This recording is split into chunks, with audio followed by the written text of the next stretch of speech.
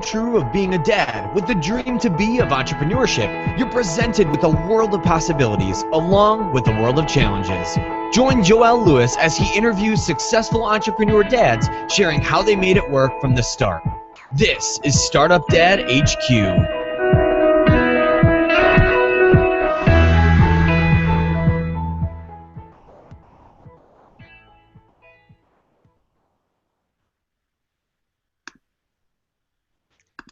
Hey, welcome to Startup Dad Headquarters, where we're exploring the intersection between fatherhood, entrepreneurship, and life. And today, Startup Dads are backstage. I am super excited to have on the show Devon Bandison. Devon is the connector, and he was born and raised in New York City and is a high-performance coach and speaker who is committed to individuals and organizations that want to maximize their potential in areas of leadership, productivity, fatherhood, and work-life satisfaction. I love that. Not work-life balance, but work-life satisfaction. His highly sought-after seminars and workshops help organizations, individuals, and teams increase employee performance, motivation, engagement, and retention. As the founder of Devon Bandison's company, Devon's work has helped professionals discover effective ways to create value, be present, and find meaning at work and at home. Devon believes that fatherhood is one of the highest forms of leadership. He's often like he often says, like leadership, fatherhood is not about position or a title, but rather the opportunity to model for others effective leadership and create a living legacy. Devin currently lives in New York City and is a loving father and has 3 children. His children inspire him daily to create and live his own legacy of greatness. And that's what Startup Dad is all about, leaving a legacy for your family, for your children, and making a mark on this world. So I am really excited to have Devin onto the show. Devin, welcome to Startup Dad Headquarters. Hey, Joel, thanks for having me. I'm excited to be on this wonderful show. I really love the community that you're building out here and what you're doing. Keep up the great work.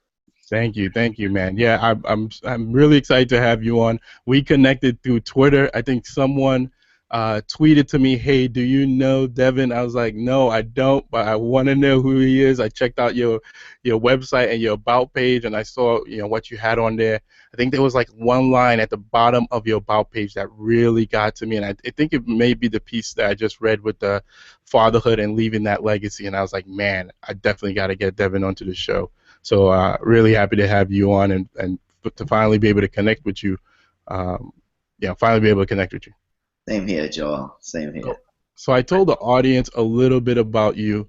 Please take a second. Let us know what you have going on right now. What's really exciting you about your business?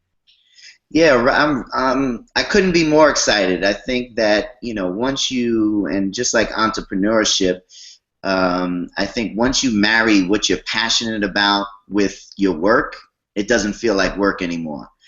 So I've created this business and this life almost that matches kind of what I'm passionate about, which is, connecting with people and fatherhood, and also with my professional career. So I'm a professional speaker. I do a lot of keynote speaking and seminars and workshops for organizations as well as individuals.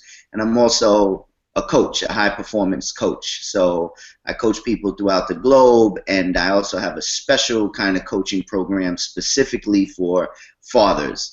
And it's this match between fatherhood and leadership, in developing leadership skills, and those same leadership skills that go into being a good leader go into being a good father. And so I've been able to fuse the two together, and love the fatherhood community. I run into great people like you almost every day. And so that's where we're at right now. And started the business a little over a year and a half ago. And I'm pretty amazed. I think I was excited and I was pretty confident, but You know, one of the things I like doing is connecting with people. And once you connect with the right people and understand that, you know, I've always been of service. I'm not a guy who kind of comes into the scene and asks for something. I always see how I can be of service. And I think when you come from that perspective, people are more willing to want to work with you. And it's been a great year.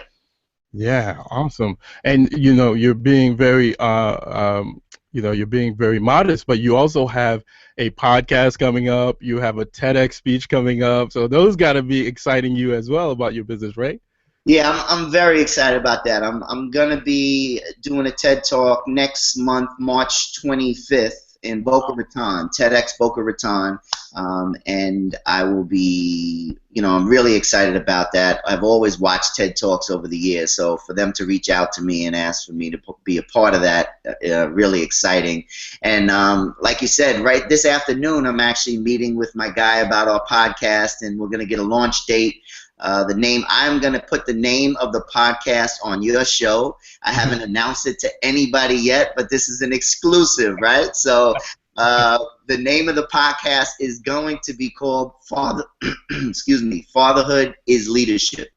Oh, nice. And I am going to get, you know, some leaders out there in the community and throughout the globe like yourself who are also fathers. And we're going to talk about that intersection of being a good leader and being a good father.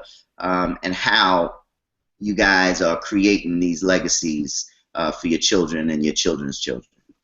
Awesome. We're definitely now. You see, now I got to bump your episode up. I got to get your episode up because I got to get that exclusive out before the episode comes. Before your podcast comes out. So. That's right. I said I got to do it with Joel. He's a great guy. I love the show, so let me make it an exclusive on his show. That's right. You heard it first. Here first. So, Devon, before we dive deep into the early stages of your startup dad journey, we have to take care of some important business. I like to set the stage for this first segment of our show with this quote: "No other success can compensate for failure in the home." Would you agree? Absolutely agree. I think I heard a guy, I don't know if it was somebody quoted and said, if I fail at I could be successful in everything in life, but if I fail at being a father, I failed at everything. I totally agree. I think this journey has shown me that, you know, it really starts at the home, and it starts with how I'm really working with my children. And there hasn't been any better return on my investment than the time that I put in with my children. Nice, nice. So to kick the segment off, I want to bring up the family fun photo that you shared with us. This one is a lot of fun is going on here. So tell us what's going on. Share with us who's in the image. It seems like I'm pretty sure you're behind the camera, but these kids are definitely having some fun in this.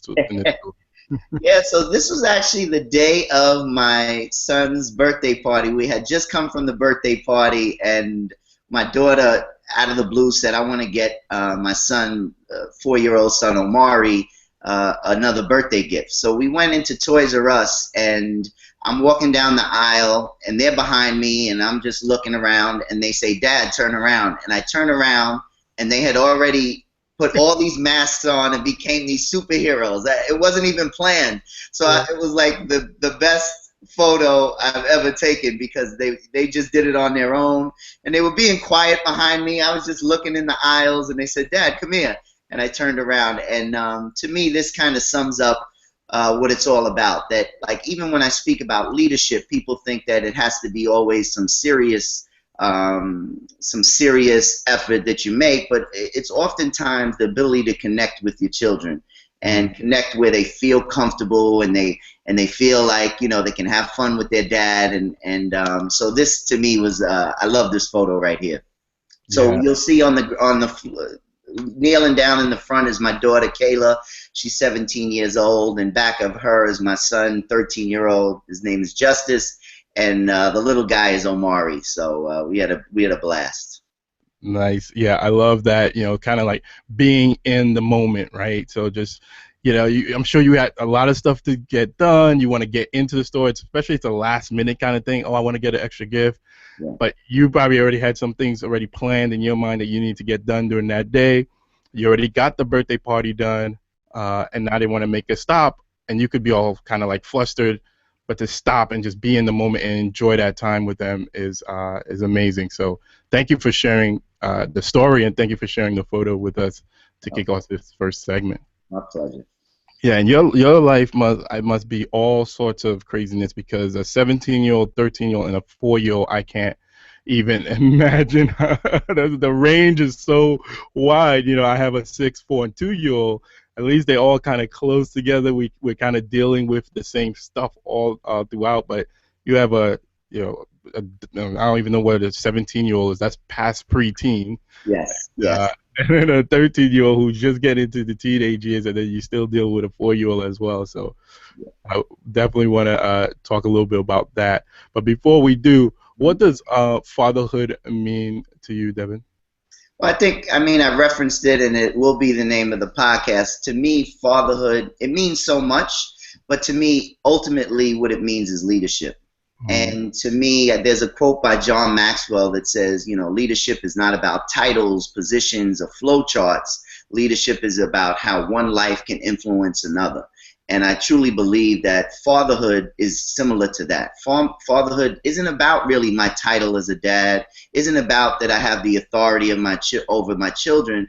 It's about how through my actions and my examples, I can influence my children. So, I think that being present and creating rituals that we do on a weekly basis or on a monthly basis that they'll always remember has gone a lot further than me just saying what I want them to do. So I think that I want to be the type of father who leads by example. And, I'm very blessed to have 3 children who are amazing, Yeah, absolutely. And how are you, like I just referenced earlier, you got a lot of stuff going on with the business and the children. How are you balancing all of that? Well, I made a decision a while back, Joel. I was actually, when I first started up the business, I was invited to do a conference in Georgetown University. So I was taking the train down there to be a speaker down there, and I looked to my right, and I was blown away because my daughter was taking the ride with me. Like I created this life. I was happy where I can actually have an intersection of my work and my life. And I felt like, how can I be the guy talking to parents and talking to fathers about work-life satisfaction and integration, and then not practice the same thing at home, So it's very, it's always challenging. You always try to balance out your work and being an entrepreneur. They say entrepreneurs try to work 72 hours so we don't have to work 36 hours, right? And I know there's a lot of work, but there's a couple things that I do. I try not to give up my family time. I try to carve out time with my children where I'm absolutely present, where I'll turn the screens off, I'll turn my phone off, and understand that the gift of the moment of being truly present and not worrying about what I have to do tomorrow or next week, but really enjoying the time that I spend with them. And then the other thing is creating rituals. Like me and my youngest son, we go every other Friday, we go for pizza. And I know, we're in a health-conscious society, and I eat very well, but it's just something he looks forward to. And we take pictures every time, and I post my pictures through my community. And whenever I miss a pizza night, everybody's looking like, where's the pizza night pictures, So I got a plan for them, in a couple weeks I plan on going to a place and having a salad, right, and taking a picture of me and with my son with the salad, and I'm going to mess everybody up with that, But I think that's how I started creating this life, like really making sure that your priority is your children. I believe in this philosophy. I tell people to get season tickets. And I don't mean season tickets to the Knicks, thank God, because my Knicks aren't doing too well anyway. Right. What I mean by season tickets is season tickets to your children's events. And when you have season tickets to your children's events, that doesn't mean you can make every event, but it means that you'll be in the building for most of the milestones, the important things, the games, the recitals, the graduations. To me, that takes precedence over everything else. Yeah, I love all, everything you're saying, kind of being intentional with how you're going to spend the time with your children, and kind of putting some rituals in place, because we do need to create habits. We need to create those positive habits. Otherwise, we're gonna think that the thing that seems most important right now is what we have to do, and then we're gonna forget, spending time with our kids. Because if I don't wake up with intention in mind, I could be in this office all day, Yep. and before I know it, the sun comes up, sun goes down, and then I haven't spent any time with my children. So definitely, it sounds crazy. I've had dads who say they actually pencil their family time into their schedule, and it sounds crazy, but it's definitely something you have to do to No, make. absolutely. And just how if you're creating, when I work with people in coaching, and they're creating kind of this vision of how they want their life, and they're working on their scheduling and their task list, family time has to be penciled in as well. I mean, really, because you want to structure your day. I always want to wake up, and I leave room for spontaneity, but Yeah. I also want to wake up with an intention for my day, and I truly agree, Joel, I don't want to look 10 years from now and say, I'm not going to look 10 years from now, I'm not going to look back and say, oh, I wish I spent more time in my office. But I definitely don't want to say, I wish I spent more time with my children. Yeah, absolutely. Absolutely. Great. So, Devin, we're going to jump into the next segment of the show. This is the True Startup Dad story. And this is where we dive deep into your startup dad journey, right? So the journey, the quote that I like to use to kick this off is, the journey of 1,000 miles begins with a single step. So, Devin, take us back to the beginning steps of your startup dad journey. Yeah, I mean, it goes a long ways back. I think that I was one of those growing up. My dad was sporadic in my life, and had some difficulties growing up. And I was one of those guys who, when we grew up, we made that one promise. That one promise was that, when I become a dad, I want to be a more active and consistent father in my children's life. So it really started with that promise. I had no idea of what went into being a dad, and there's no real book of how to be a dad. And so I had our daughter when we were relatively young. I was in my 20s and just getting out of college, had no idea what I wanted to do. And the journey really started with I started working in the community. And started developing programs throughout the years for at-risk youth and young people, and eventually I created programs for fathers, but that was later on. And my journey started there when I became like a mentor to these young people at the same time as being a young father. And I realized that some of the skills that went into that, communication and consistency and empathy, all really was a cross-section between being a good mentor and being a good father. So, I was blessed to be able to be asked to speak in different venues throughout the years, and people said, you're a really good speaker, and we really like coming to your events. You connect with people. And I started to tie in my work in developing fatherhood programs throughout New York City with my business. And what's the time frame there? Okay, so when I came, I was working in the community in New York City for about 10 years of just, as a worker and going into children's homes. You have a minute? I have one story of a young man named Sean, and I went into his home, and he had been in the hospital for about 5 or 6 different times for behavioral issues. And my goal coming out of college in this job was to go into the homes and create a plan for Sean and link them to providers in the community. And when I went into Sean, I asked him, I said, what do you want out of your life? And he looked at me and he said, Mr. B, nobody's ever asked me that. And he told me, he wanted to be a music producer. And so what I did was I linked Sean to somebody I knew in the community. He was 14 years old at the time. And I'll fast forward, but we finished working with Sean. About 5 years later, I was walking through your hometown, Brooklyn, New York, and Fulton Street, and I saw this young man about 19. He said, Mr. B, Mr. B. I said, it was Sean. And he looked great. I said, how you doing? He said, I'm doing wonderful. He said, listen, I'm in my first year of college. And he said that I actually signed with a record label. And I sat down with Sean and I said, Sean, well, what was the turnaround? It was very difficult early on in your life. He said, Mr. B, when you came, he said it was the first time that someone gave me a voice. And he said, when you first came, I felt like it was the first time I had some hope. And it was when you first came, it was the first time I had a choice. And I realized that, you know, all I did with Sean, it wasn't like showing up and I was, you know, did something great. I was consistent. I listened to what he said. I tried to do the best I can to link him in the community. And what I realized was it was the same thing with parenting. The journey with my daughter was similar, that if I'm just consistent, if I show up, if I show that I care, if I give her a voice, if I give her some choices, things will work out. And that was my journey. And from that, I started developing fatherhood programs for the last, 8-9 years in New York City. And then in the last year and a half, I launched my business, the Devon Bandison company. And from my business, I'm asked to go to different organizations to provide seminars on work-life satisfaction or integration.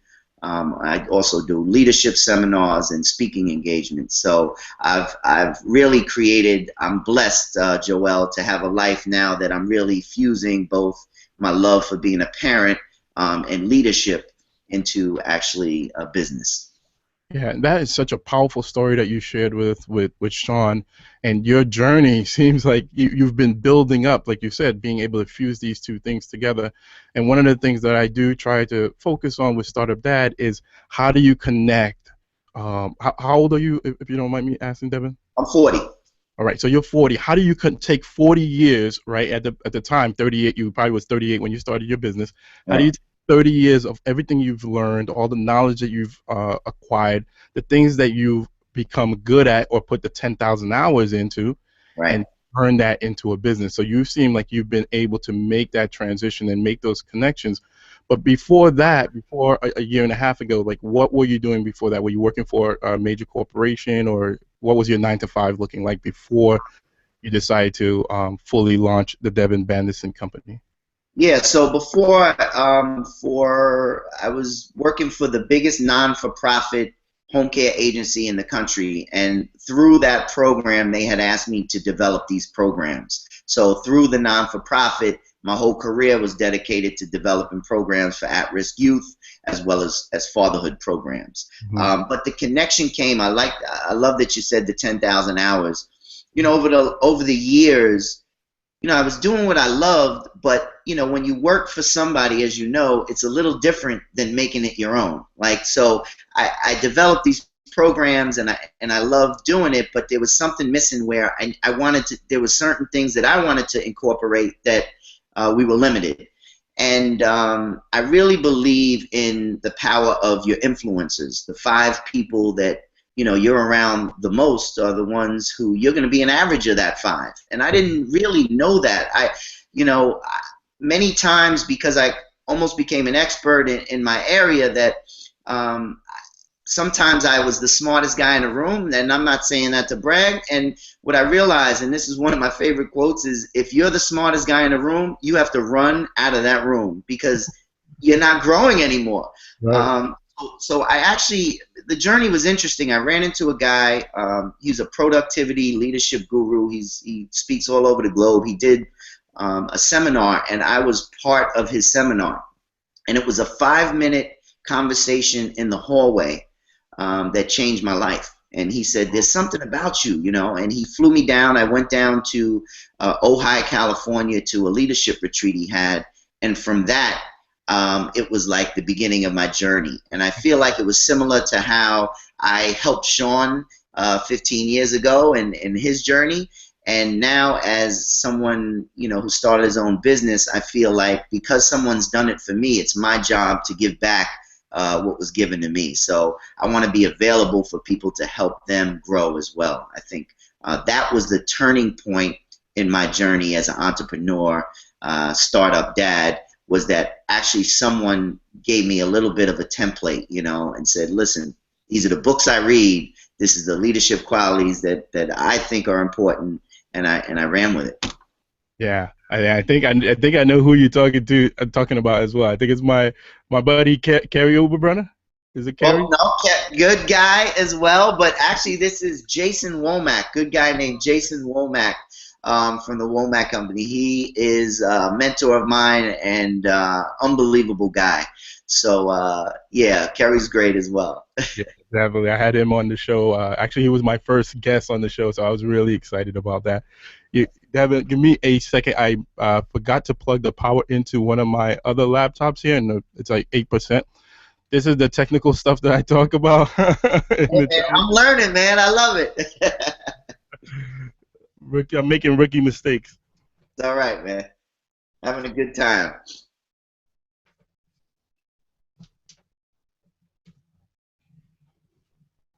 All right. Cool. Hopefully, I have enough juice now. And I keep the videos raw and uncut, so my audience is used to. I'm sure a lot of them get a lot of laughs from from all these mistakes that I make. But the audio piece, this will be all taken out. This will be clean, taken out. So definitely. So you were working for the non-profit organization. They actually asked you to start creating these type of programs, and then at one point you realize, okay, I'm building somebody else's dream. I'm working for them. It's time to start, building up my own dreams. So this was a year and a half ago. You said, so we're talking what, 2013 or 2013? Yeah. All right. So how did you go into that process? Like, how did you give us some of the details in terms of like the brainstorming? Obviously, you're branding yourself, which is awesome. Sometimes I wonder whether I should have just did joellewis.com as opposed to Startup Dad, but I think people connect with the term Startup Dads. But how did you come up with the name and some of the steps you took to get the business launched? Right. So it started with this mentor of mine, and we touched base, and I looked at people who in the community that I really respected, and what I realized was some of my research, one of the suggestions that were given to me is reach out to people, that people, actually successful people, want to give their experience and help you along the way. And what I realized, Joel, was something someone told me a while ago. Nobody usually turns down a 15-minute ask. So when I reach out to people, I'm pretty specific and say, listen, I really respect what you're doing. I see that you started your own company. Do you have 15 minutes that we can just speak, or we can touch base, or we can have coffee? And I've never been turned down for a 15-minute ask. And people want to know what the expectation is. Sometimes when you reach out and say, can I touch base with you? Can I learn? People don't know what that means. Is that an hour of my time? Is that half a day? So it started with that. And what I started to do was write a blog. I wrote a blog called Now Legacy. And the blog really began, I started getting a lot of followers and a lot of good feedback. And it was a mix between professional development and personal development and fatherhood. I really, there's 4 areas that I like to focus on: work, home, family, and community, and yourself. And I think that those are the areas that I try to help people develop. And from there, I was asked. There was a big event in New York City last year called the Fatherhood Call to Action, where we had a young lady who was also a TED speaker, and another young man who was a TED speaker who came from Omaha, Nebraska, and Boston, Massachusetts, and it was a great event. And from there, I don't know, it just kind of took off. I was pounding the pavement, Joel. I was reaching out to agencies. I was using social media to say, listen, do you have a need? And that's what I asked them first. What is your need in your organization? Do you have a need to have someone come in and train your staff on leadership or work-life satisfaction? Or do you have mid to executive level fathers who are leaders who could use this kind of specialized, unique program? And it was a lot of, I counted no's as success. I read somewhere, the more no's I can get, right, the more successful I'll be. So there was some no's along the way, but to my surprise, it really took off relatively quickly. I've been lucky and blessed to have a good community of people who said, just like we connected, Joel, do you know Devon? And I think from there, it was on me to say, how can I be a service for you and not just be a taker? I want to bring value wherever I go, and I think that has been my greatest learning tool and asset that I bring to relationships, that when I come not thinking of what I can get, but more how I can contribute. Yeah, absolutely. And I love everything you just said. So first, taking a step back, the 15-minute ask, right? So actually, before we dive into that, let me ask you this question. And this is one of the other things that I try to focus on as well with Startup Dad. To get to a place where you are comfortable with asking, I think there's a step where you have to believe first that you can do something different, like you can build this company, right? Or how did you get through that? Did you ever have an issue with believing that you could start your own company? Well, yeah, I mean, I think I had the same reservations that a lot of young entrepreneurs or new entrepreneurs have, that I didn't have experience with running or starting my own company. So there was a lot of doubt. I read a lot of books. Stephen Pressfield, Turning Pro, and this was my journey, right? My journey was put in the work, build content, talk to people who've done it, continue to be consistent, and then I became a little more comfortable with the ask. And I realized that even the most successful people that I've spoken to all told me the same thing. Devon, you don't get experience until you get experience. So sometimes we wait and we say, well, if it's the perfect storm, then I'll start my business, or if I have this in place. And I realized that teetering on that edge of, on the fence wasn't productive for me. I had to make the leap, like you would say, and say, listen, I'm all in. I believe in this, and I know there'll be some difficulties along the way. But once I'm a big quote guy, because quotes really bring things together for me. And I know one is, success is going from failure to failure without the loss of enthusiasm. And I was enthusiastic about this. And when you believe in what you do, I think good things happen. But it's a journey. Am I where I want to be? Absolutely not. I'm not going to come on the show and say, I can sustain. I really every day wake up and I'm on the grind. And but it's something that I love, and it has been a journey. So yeah, to answer your question, it's still a work in progress. I build content.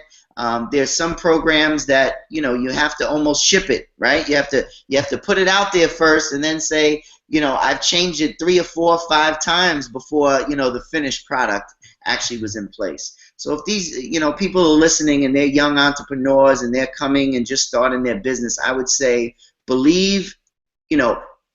You're never going to have the perfect storm to start, but if you believe in what you do and you follow it with passion, there's somehow that the universe meets you where you need to be.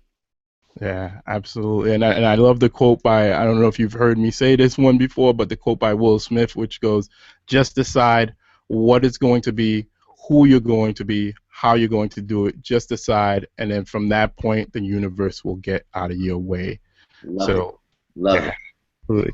And I also love the piece where you talked about the validation of your business. I did something very similar, and it took me getting beyond that point of fear to ask people, complete strangers, actually through Twitter. I tweeted a couple of dads who seemed to fit my target audience, and I said, hey, I'm looking to start this thing. Can I jump on the phone with you for 15 minutes? Through Twitter, 140 characters. I didn't know these guys from anywhere, and they replied back. I mean, some of these guys were really highly successful entrepreneur dads. Right. And I got on the phone with them, and you know what? Some of them gave me 30 minutes. One guy actually gave me a full hour of his time, right? So I love the fact that you took the time to ask and reach out to companies, to knocking on doors, getting those no's, and then, like you said, right, every no is another step closer to a yes. So, yeah, absolutely. And Joel, I think that the process, what I realized is, as an entrepreneur and someone, I've really come to appreciate the journey. Like, it's not about the final. If I get here, we have this destination addiction, right? If I get this house, I'll be good. If I get this car, if I get this relationship, but it really is in entrepreneurship. You have to enjoy the journey, and that has been the biggest kind of transformation for me over the last year. Is that even conversations that may not have led to anything at that moment. It has allowed me to really be present and see what direction I want to take. So I would tell the young, anybody who's starting up their own company, there's no such thing as an overnight success, right? And people don't see the hard work and the dedication, the hours you put in behind the scenes. But if you continue to believe in your product and what you're building, to me, it has the journey has been unbelievable and very satisfying. Beautiful, beautiful. Devon, it's time for us to jump into Real Dad's Real Talk. This is where we dive deep and I ask a series of tough questions that we just can't skip over. Are you ready to dive in? Absolutely. All right. I want to start with doubt and fears, specifically from a perspective of fatherhood, a father and a provider. What has been one doubt or fear that you struggle with, and how do you overcome it, or how did you overcome it? Yeah, so one doubt and fear, I mean, especially having a young girl first, and as she was moving into the teenage years, and now my son who's become a teenager, one of the doubts and fears is that, have I done enough? Right? Have I done enough to be impressionable and show the lessons to keep them? Because I've made mistakes as a young person, as a dad, and part of my job is your children have to make their own mistakes, but you don't want them to make some of the same maybe mistakes that you've made. And my goal is to kind of show them where the rocks are, but allow them to know that they have their own experience. So some of my fears and doubts was, will my children make these decisions? I don't want them to make decisions that can really change the rest of their life in a negative way. And, what changed that is just seeing them mature into young people. I realized it wasn't one moment that, I influenced them. It was the consistency of being a father. Recently, my daughter was nominated for Homecoming Queen, and she was trying to be cool and no dad, but she was nervous, right? And I remember, she asked me to walk her out, and I have a great relationship with my daughter, so I turned to her and she was on my arm. I said, "Listen, I'm not trying to walk you anywhere else for at least 15 years, so don't try to come back and say you get married." And she laughed, right? So we're on the way to the field. And she said, "Dad, I know whether they vote me homecoming queen or not," she said, "you've been treating me like a queen since I was 5 years old. You've been calling me queen." And that moment hit home so hard for me, Joel, because what I realized was, I always took pride in saying this is the queen, this is, but treating her like a young lady, and it kind of brought everything together that, oh, she has been listening. And, right. It really, what I said really has resonated. And when you look at her and I look at my sons, the people that they're developing into kind of has erased some of my fear and doubt, and knowing that, listen, they're going to go through what they're going to go through, but they are listening, and I need to just continue to be a consistent and loving father. Awesome. What's one of the biggest failures along your journey, and what lesson have you learned from that? Yeah, I think one of my biggest failures along my journey was early on, I wasn't spending as much time as I wanted to with my children. I think this is why this has become my passion and why I created this life of really integrating work and life, is because as a young man, I was hustling. I was hustling early on and trying to make it happen. But I was playing past the money, as they would say, because what I realized was, if I'm not successful with this, all this other stuff really is meaningless. So over the last few years, it really has been the the mission of my life to create this balance, not even balance, but this satisfaction between what I'm doing and how I'm influencing my children. Yeah, definitely, and that's something I'm struggling with right now with Startup Dad. Is I'm trying to, the early stages. I feel like I have to spend so much time in the business, and as fathers, and providers, and we have, you know, we have other responsibilities. So the business, it takes a lot longer. You talked about overnight success. It feels like it takes even longer, right, as a dad, because you can't spend every. I got my 2-year-old right now who's opening and closing the office the office door while we're talking, and it just takes that much longer. But you have to, like we talked earlier in the show, take the time to spend with them, or else it's gonna feel not feel you're gonna find yourself not spending that time with them. So that is so important. Yeah, and Joel, you cut out that time with your children, but also bring them into your world, right? So what I realized is, like, for you interview your children and they know this is what daddy does. Like, can I get an interview, daddy? Because, and it really goes a long way. I do this thing on a weekly basis. It's like a 15-second thing on Instagram, and I call it the Successo Shot. And I do like a 15-minute positive affirmation or a tool throughout the day. And I came in one day and both my teenage son and daughter had like mocked me almost. This is today's Successo Shot. This is Devon Bandison. But what I realized is they're paying attention to what I'm doing, and they actually, sometimes we think when we're building our business that we need to keep it separate, but oftentimes when you bring them in and say, listen, daddy is doing this podcast on fatherhood, and they really, as they grow up, they learn to appreciate why you're spending your time where you're spending your time, and knowing that when daddy's done with that, he'll have time with us as well. Yeah, absolutely. And that's something that I'm gonna take that advice, because I need to start doing that and get more comfortable with it's Startup Dad, right? So now she's actually in the office and she's waving at me right now.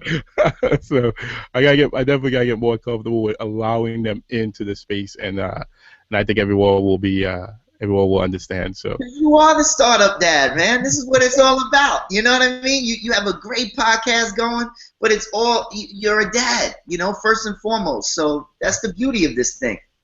Nice. Thanks, Devin. Yeah, man. What are the biggest limiters keeping dads from taking action at starting their own business is private health insurance. What do you do to ensure that your family is adequately covered?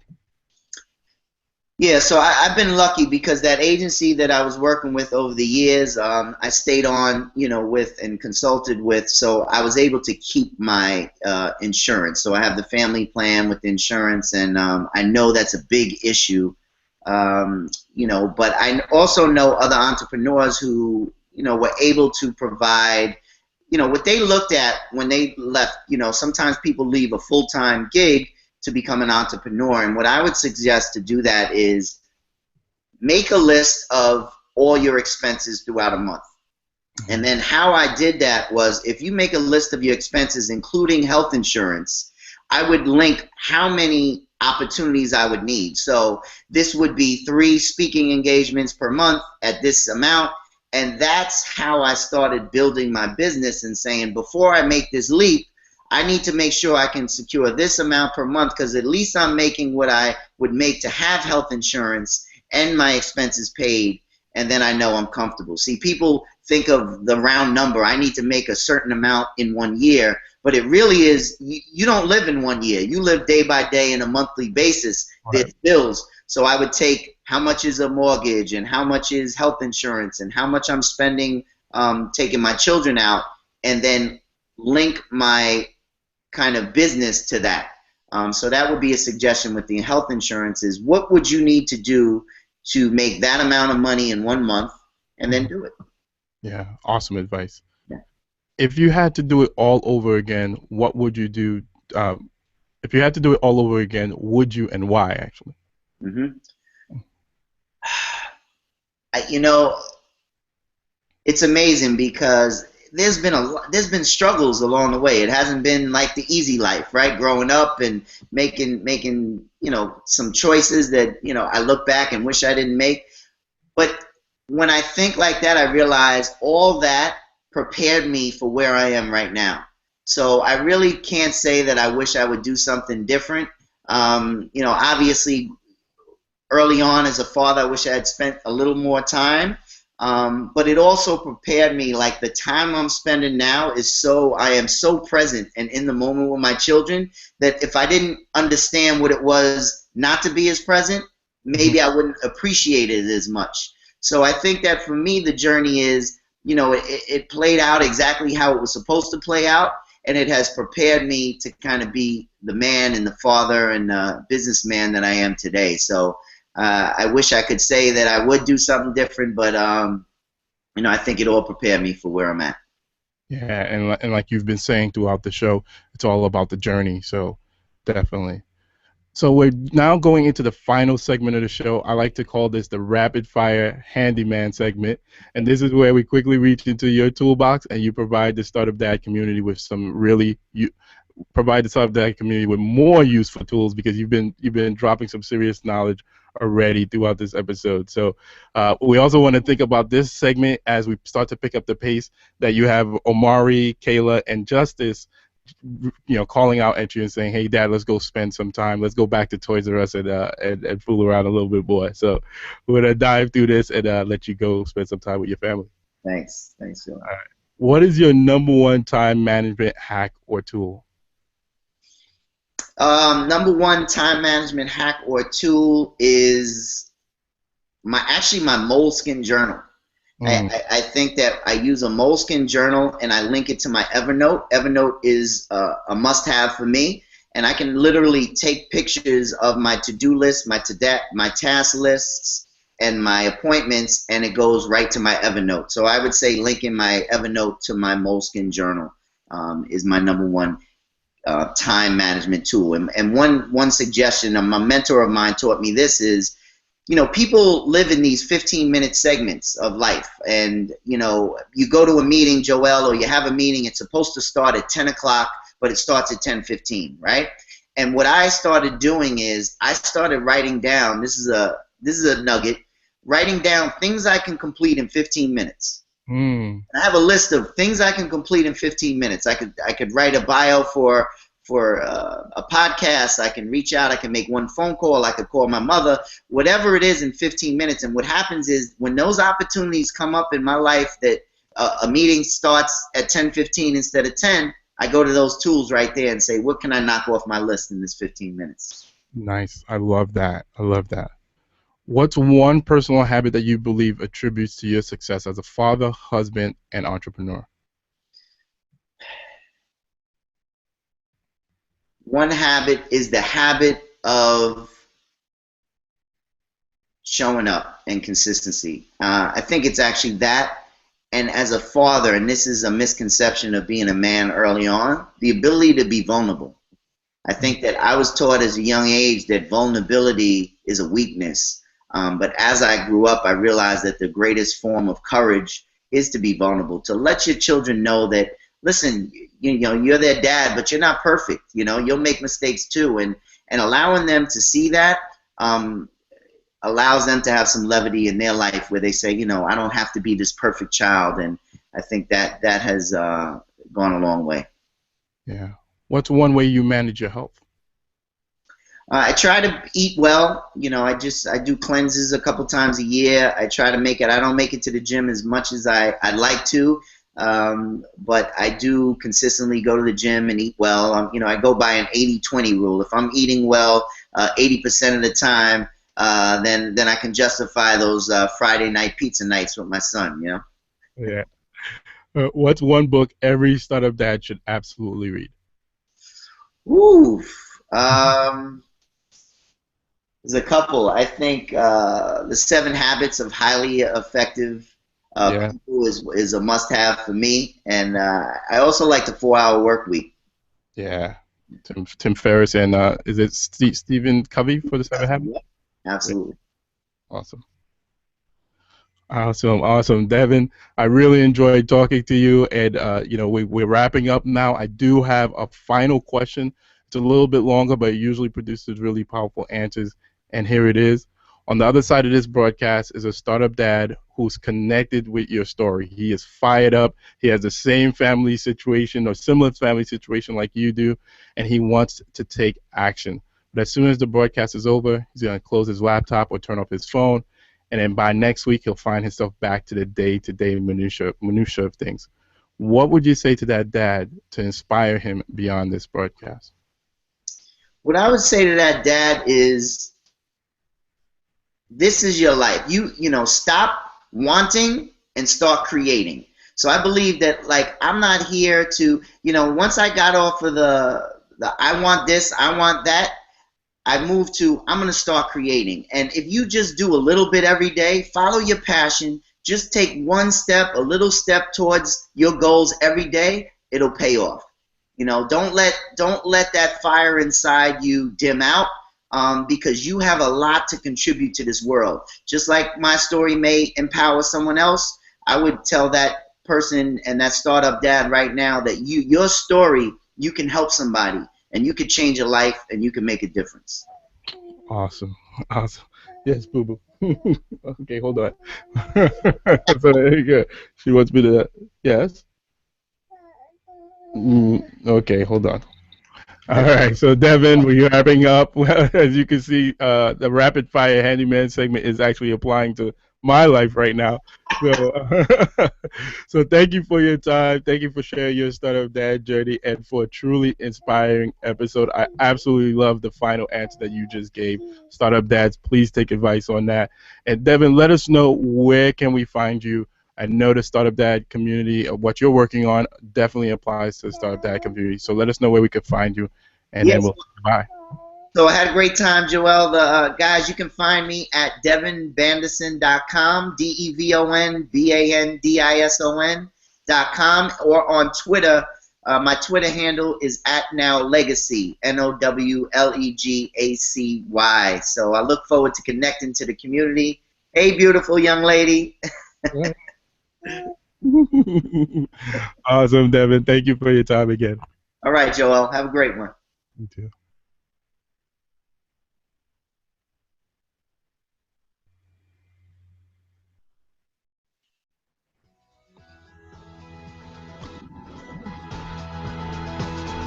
Hey Startup Dads, take the next step right now and download your free guide called 9 Apps Every Startup Dad Should Have in His Toolbox. It's only available at startupdadhq.com/free gift. Again, that's startupdadhq.com/free gift. So go download it now, and we'll see you next time on Startup Dad HQ.